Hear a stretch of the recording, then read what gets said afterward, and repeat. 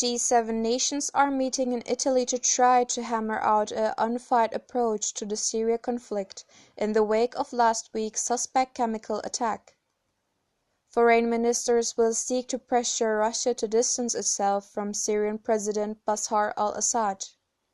UK Foreign Secretary Boris Johnson said possible sanctions against Russian military officials will be discussed. Allies will also be seeking clarity from the US on its Syria policy after some apparently mixed messages.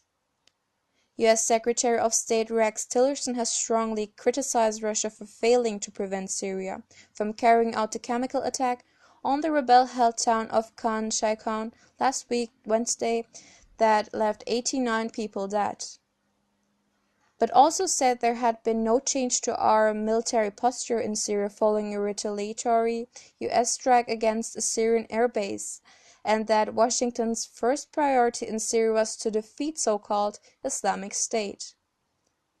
Ahead of the meeting in the city of Lucca on Monday, Mr. Tillerson took part in an international wreath-laying ceremony to remember those killed in a Nazi massacre of villagers at Sant'Anna di Stesama in 1944.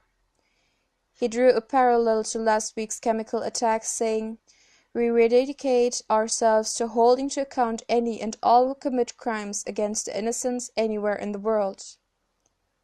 Boris Johnson said the message from the meeting should be clear, that Russia President Vladimir Putin must be made to abandon his support for Mr. Assad.